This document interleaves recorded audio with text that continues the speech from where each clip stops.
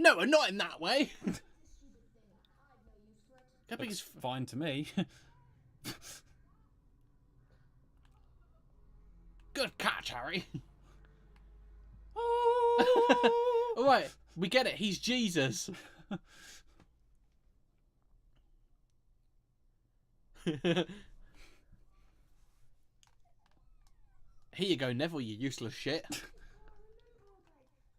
Maybe you'll remember... Oh my god, has he been stung by a bee?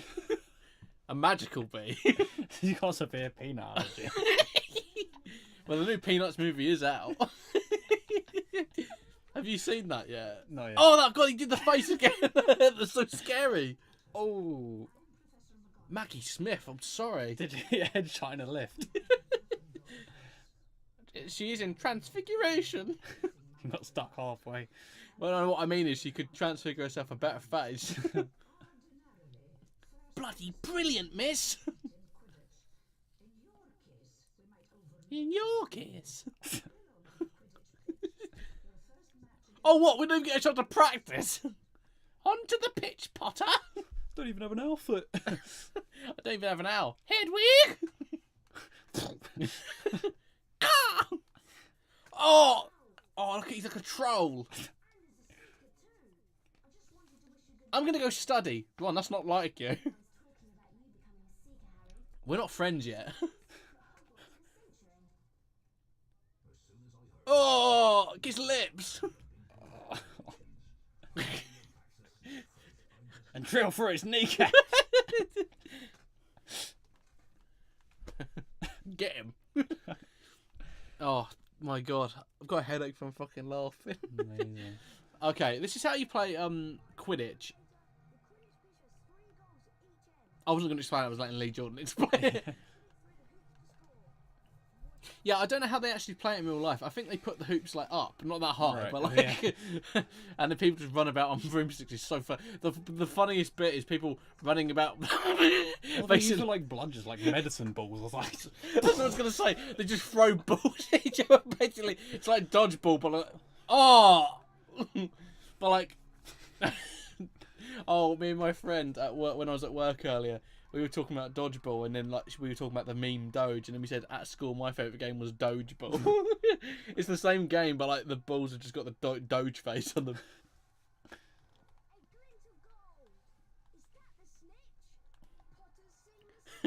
Potter's seen the snitch, and he's pissed off. and he's pissed it away by doing a backflip. Right, the game is basically similar to how we trained with Madam Hooch, except we're not crashing into our ladies, more as trying to catch our balls. But you're basically the same. All you have to do is just fly through these hoops. Does it speed you up, or does it? Yeah, it speeds you up, and it That's can all get a little bit. standard thing. It can get a little bit tricky to kind of control at points.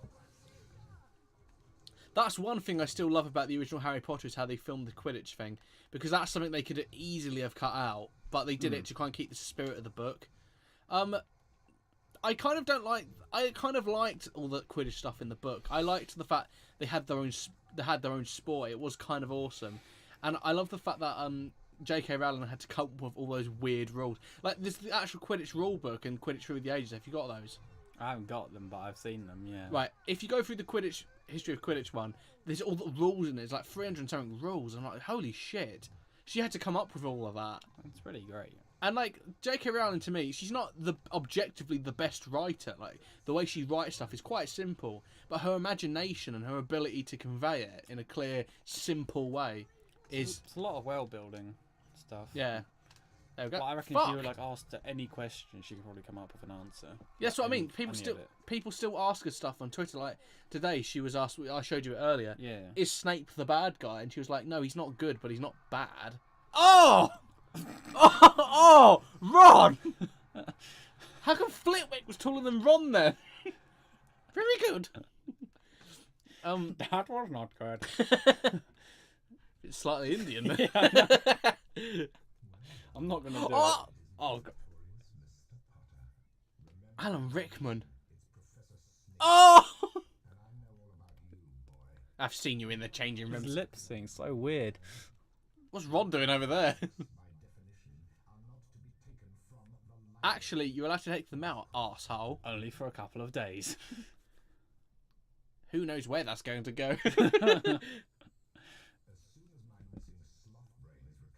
Don't be so harsh on yourself. Oh my god, that was amazing. I don't think you're a sloth, sir. No, my favourite put down that Harry ever says to Snape in the book is in book 6. When he says to Harry, oh, what is it? They're having an exchange. It's like it's his first defense against the dark arts lesson or something.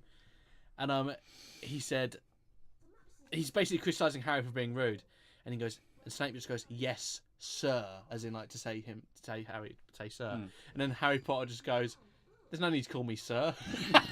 Oh, sick burn. Do you want to keep going? We might as well. Okay, let's keep going. Why not? Come on, run, you fat shit. Hang on, what? Hang on, I've got a question. Is Snape never going to do any lessons until the sloth brains are recovered? He refuses. Does he need that? Albus, sort him out. Sometimes you ask too much, Albus. Thanks. Cool. That's nice. I sneeze too. Hey, Hagrid. Do you want a tissue? That was pretty cool, actually, the way they exploded. Like, what is he doing? Fred and George bully me.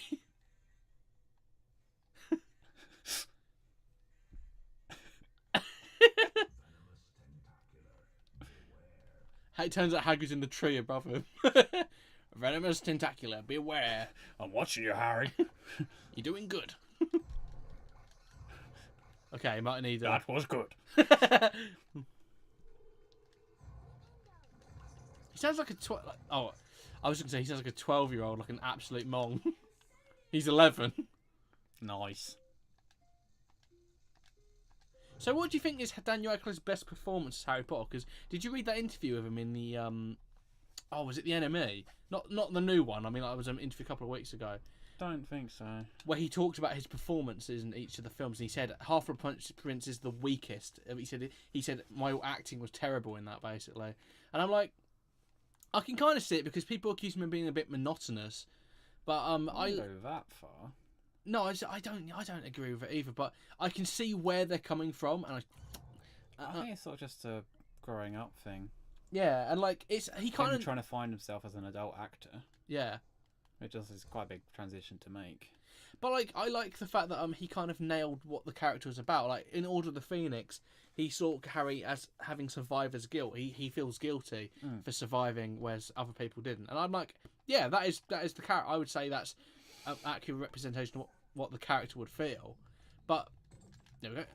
But like, I like Daniel Radcliffe as a person. And I think he's done some great performances since then. Have you seen Horns? I haven't seen a lot of it, no. I really like that film. Basically, he plays a guy called Ig Perish, and his girlfriend's murdered, and he's accused of doing it because they basically break up and have a huge argument in a restaurant. And I'm just trying to remember it off the top of my head because I've only seen it once. And the film just opens like a few months after she's murdered, and he's being hounded by the people in his village. In his town rather, and he's trying to clear his own name, and he wakes up one morning with horns growing off of his head, and he's given these like demonic powers basically to try and find out who murdered his girlfriend. Okay. And as a performance by Daniel Radcliffe, it's like very adult. It's very weird. It's like it's kind of I wouldn't say it's a love story because it's very dark at points. Like these horns let him kind of read people's minds and exposes their soul. And he uses that power to kind of find out who murdered his girlfriend. But like as a performance from Daniel Radcliffe, I'd never say this is the person who was Harry Potter. I'd say this is just a person picking great indie weird things to do. Yes, he's the one who's definitely sort of broken away from it the most. Yeah, Emma Watson, kind of. She's trying to. It's getting there. She hasn't done anything really interesting. Like, Rupert Grint has done nothing that I've seen. Like, not what I can recall. I'm sure he's been like a small part in something. Or I think he might have just had enough of it, to be honest. He's done something on TV. I can't remember what, but I have a feeling he's done something. I'm not too sure. He was in No, that was like 2 years. No, he was still filming Harry Potter when he did that. I'm not too sure. Like, he just hasn't done that much. Like, I'm not criticizing for it, but he was in a huge major franchise for like basically his whole life so far. Yeah. So like him getting out of it, you know, that's fine. Might be a nice little break for a while. I'm gonna try something again soon. I just think out of the three, he is maybe the best actor. Like he had quite a hard role to play for Ron. He had to be likable, but he also had to be goofy. But he also had to be not that good at magic, but also show he was a person worth being there. Yeah, it's quite multi-dimensional, And I don't think people always sort of see that or realise. yeah, I like Emma Watson's a bit weird for me because she doesn't look like the character, and she at the beginning in the first like 2 or 3 films, I feel like she embodies what the character was about. But when you get to the later ones, no, not really. It's like she was losing interest, which again is fine because she was doing that role for years. But I don't know, it doesn't really help because like she gets kind of bland towards the end. Yeah, Especially her role definitely does sort of diminish. Especially in Order of the Phoenix. You notice then she's a little bit boring. I know what you mean. I guess we're at the end of another part. Yep. And the invisible audience is still cheering for Gryffindor. I probably should go get those beans when we go back to the castle. Anyway, that was it for another part of Harry Potter and the Philosopher's Stone. We'll see you next time, and when we do some more magic shenanigans, and Ron's disappeared into there. So, we'll see you later.